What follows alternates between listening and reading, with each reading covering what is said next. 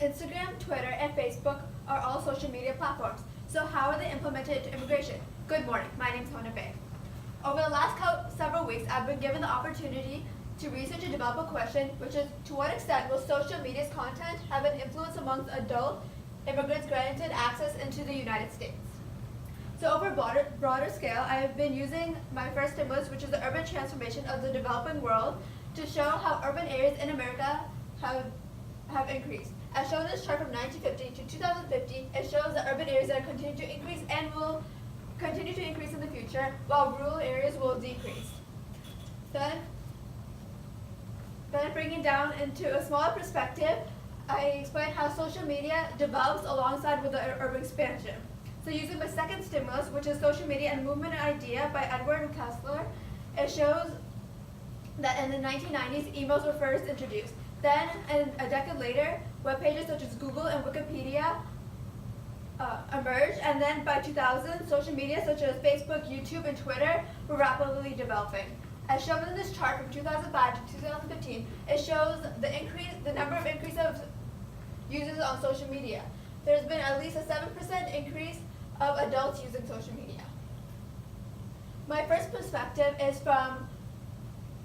of social media on immigration is the impact on the cultures. Over several years, the diversity of population in the United States has been growing exponentially. For example, in this chart it shows from 1980 to 2016 the exponential growth of the Black immigrant population in the United States. By 2016, there was at least 4.2 million Black immigrants living in the U.S. Due to the diversity growing into the United States, it brings a lot of positive and negative aspects of social media on these cultures. A positive aspect is that social media helps these immigrants to view the different socio-political, economic, and cultural integration in these different areas. This allows immigrants to decide which areas are most suitable for them.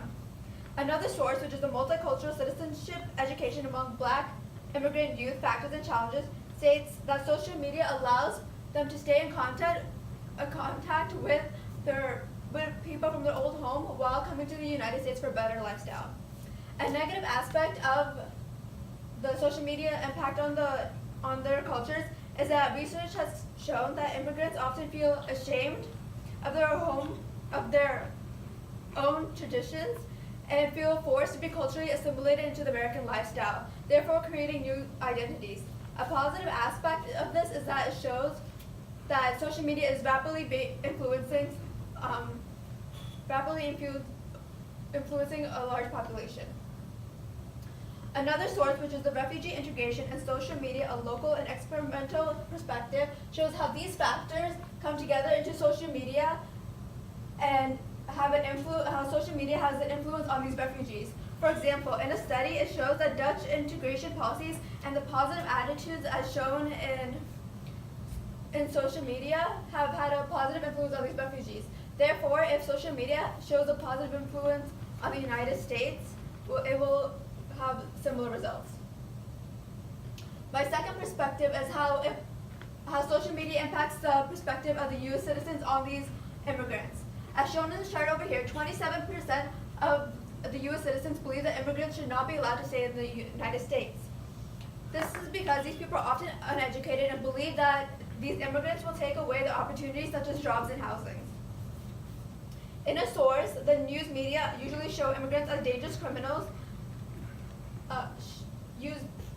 demonstrates how social media uses posts that show Latinos as a threat.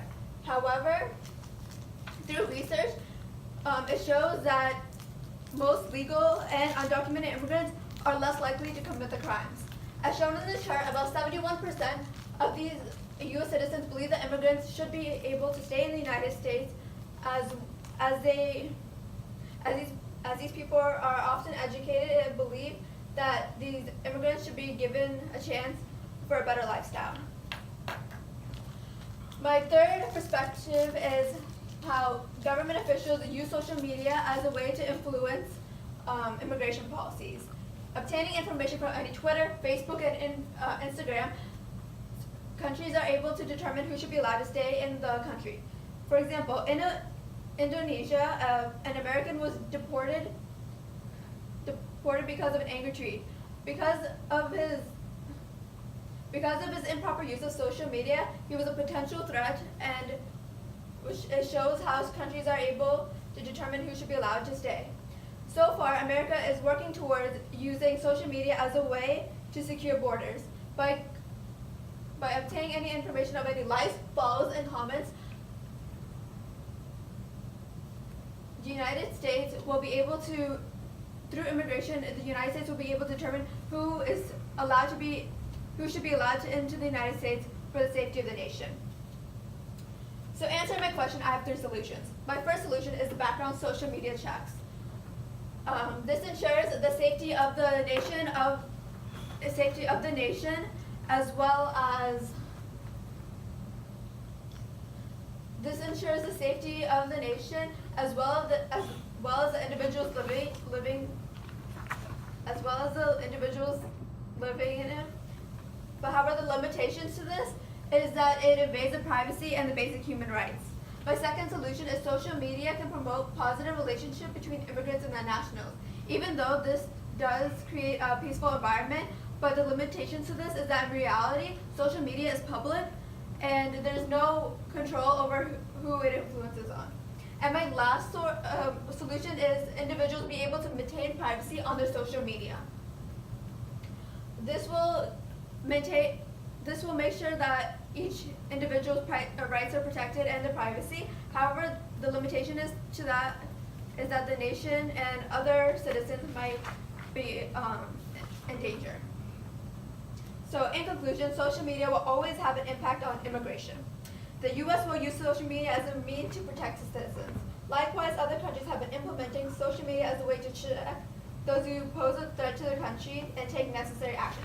For example, improper use of social media, individuals can be subjected to trial and be deported from their country. The U.S. is already planning to use social media as a way for background checks in order to ensure the safety of citizens. Although this does invade the human rights, to some extent, it also creates a safe environment for all individuals. Thank you. What questions do you have? Thank you, Humnah. 2 questions I have for you. First up, what evidence did you gather that you didn't use, and then why didn't you use it? So an evidence that I gathered but I didn't use was about celebrities and how they influenced.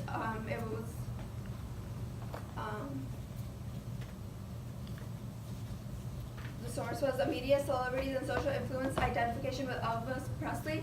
It shows how social media does influence people, but it supported more how celebrities were more influenced on social media, so it didn't support with my question. Okay, and if you had more time, what additional research would you do? So if I had more time, I would definitely do more research on the different type of cultures and other perspectives that might erupt. For example, in my presentation, I talked about how Black immigrant youths were affected and how refugees were affected. But if I had more time, I'll be able to research in more depth how other cultures are also influenced by social media.